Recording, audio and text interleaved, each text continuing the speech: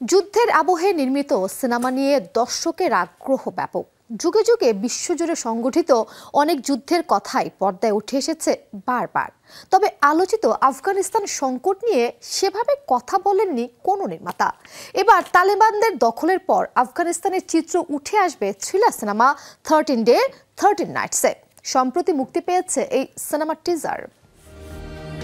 13 day 13 Knights মূলত নির্মাতা Martin বোরবোলনের বহুল প্রতীক্ষিত একটি সিনেমা, যেখানে উঠে আসবে কাবুলের পতন ও তালেবানদের দখলের কাহিনী। সিনেমাটি কমান্ডার মোহাম্মদ বিদার লেখা 13 day 13 nights in the hell of Kabul এর উপর ভিত্তি করে নির্মিত।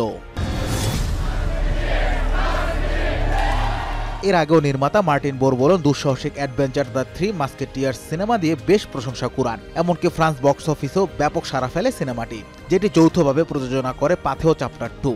13 ডে 13 নাইট সিনেমাটিও মুক্তি পাবে এই দুই প্রযোজনা সংস্থার ব্যানারে।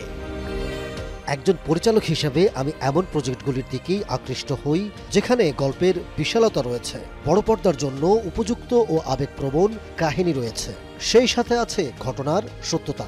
যখন বইটি পড়ি তখনই আমার কল্পনায় কাবুলের ওই সময়ের চিত্র এঁকেছিলাম, তাই আমি এই গল্পের আরও গভীরে যেতে চেয়েছি। সিনেমায় মার্কিন সৈন্যদের অনুসরণ করা হবে যখন তারা আফগানিস্তান থেকে সৈন্য প্রত্যাহারের প্রস্তুতি নিচ্ছে আর তালেবানরা ক্ষমতা দখলের জন্য রাজধানীতে অগ্রসর হচ্ছে। এই বিশৃঙ্খলার মধ্যেই কমান্ডার মোহাম্মদ বিদা ও তার লোক ফরাসি দূতাবাসের নিরাপত্তার দায়িত্বে রয়েছেন, যেখানে 500 জনের মতো লোক আটকে আছে। যে কোনো মূল্যে তাদের বিমানবন্দরে পৌঁছাতে হবে, এমনই এক গল্প নিয়ে এগিয়ে যাবে সিনেমাটি। এতে অভিনয় করতে দেখা যাবে হাই প্রোফাইল সব তারকাদের। কমান্ডার বিদা চরিত্রে দেখা যাবে রোশডি জেমকে, আরও থাকবেন লীনা খৌদ্রি, সিরসে ব্যাবেট নুরসেন ও ক্রিস্টফ মন্টেনেজের। আলেকজান্দ্রি স্মিয়ার সাথে সিনেমাটির চিত্রনাট্য লিখেছেন নির্মাতা মার্টিন। পাথে ও চ্যাপ্টার 2 এর পাশাপাশি মিডিয়া ওয়ান কোম্পানি থাকবে এটির প্রযোজনার দায়িত্বে। এর ফলে আন্তর্জাতিকভাবেও ফরাসি প্রেক্ষাগৃহগুলোতে মুক্তি দিতে পারবে সিনেমাটি। Anas Imran, showbiz tonight.